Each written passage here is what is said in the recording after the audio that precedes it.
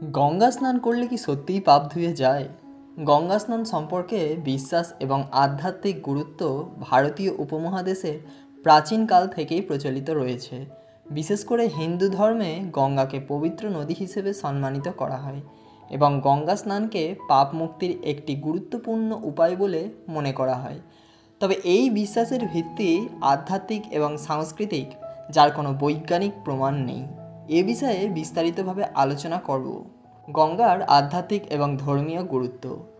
গঙ্গা নদী হিন্দু ধর্মের একটি দেবী হিসেবে পূজিত হন এবং তাকে পবিত্রতার প্রতীক এবং মোক্ষ বা মুক্তির পথ হিসেবে বিবেচনা করা হয়।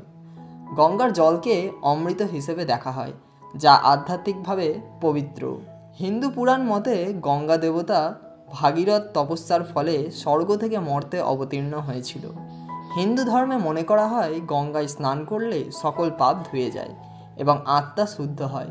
বিশেষ করে মাঘ মেলা, কুম্ভ মেলা এবং অন্যান্য পবিত্র উৎসবের সময় লাখ লাখ তীর্থযাত্রী গঙ্গা স্নান করতে আসেন, কারণ এটি পাপমোচনের একটি সুযোগ বলে বিশ্বাস করা হয়।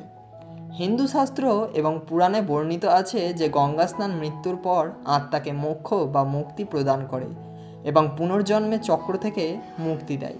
বিশেষ করে গঙ্গার তীর মৃতদেহে সৎকার করা হলে আত্মা সরাসরি স্বর্গে যায় বলে ধারণা করা হয়।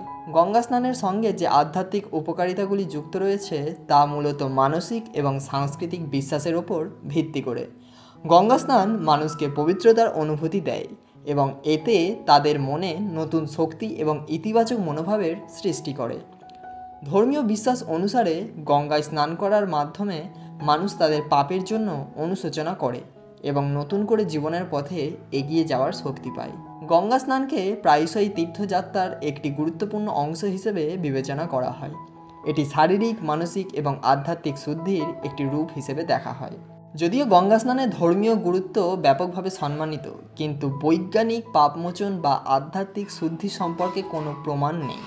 বেশিরভাগ বিজ্ঞানী এবং চিকিৎসকরা মনে করেন যে গঙ্গার জল বর্তমানে প্রচুর পরিমাণে দূষিত এবং এতে স্নান করা স্বাস্থ্য ঝুঁকির কারণ হতে পারে। বহু বছর ধরে গঙ্গা নদীর মধ্যে শিল্পবর্জ্য, মানববর্জ্য এবং অন্যান্য দূষণ জমা হচ্ছে, ফলে গঙ্গার জল অনেক জায়গায় স্বাস্থ্যসম্মত নয় এবং এতে স্নান করা সংক্রমণ এবং অসুস্থতার কারণ হতে পারে। পাপ এবং পবিত্রতা এটি একটি আধ্যাত্মিক এবং মানসিক ধারণা, যার মাপকাঠি বৈজ্ঞানিকভাবে নির্ধারিত নয়।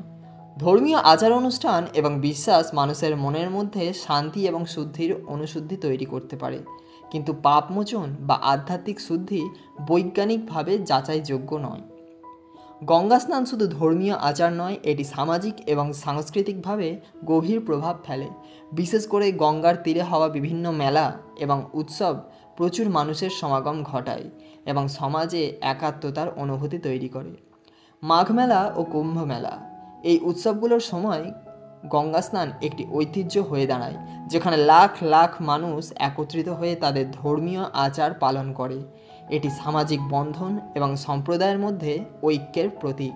গঙ্গা স্নান হিন্দু ধর্মের একটি অত্যন্ত গুরুত্বপূর্ণ আচার এবং এটি আধ্যাত্মিক এবং সাংস্কৃতিক মানসিক শুদ্ধির প্রতীক হিসেবে দেখা হয়। যদিও বৈজ্ঞানিকভাবে পাপমোচন বা শুদ্ধির ধারণা প্রমাণিত নয়, তবুও এটি ধর্মীয় ও সামাজিক জীবনের একটি বড় অংশ। গঙ্গার প্রতি শ্রদ্ধা এবং এর আধ্যাত্মিক গুরুত্ব প্রাচীনকাল থেকে বর্তমান সময় পর্যন্ত অটুট রয়েছে এবং এটি মানুষের আস্থার সঙ্গে যুক্ত। আশা করছি আপনাদের বোঝাতে পারলাম এই ভিডিওর মাধ্যমে যে আদৌ গঙ্গা স্নান করলে সত্যিই পাপ ধুয়ে যায় কিনা। তো বন্ধুরা, এই ভিডিওটা যদি তোমাদের ভালো লেগে থাকে তো অবশ্যই ভিডিওটাকে লাইক, শেয়ার, কমেন্ট করে পাশে থেকো, যাতে এই রকম ভিডিও তোমাদের সাথে প্রতিনিয়ত ছেড়ে থাকতে পারি। ততক্ষণ তোমরা ভালো থাকো, সুস্থ থাকো। দেখা হচ্ছে পরের ভিডিওয়। আজকের জন্য বাই।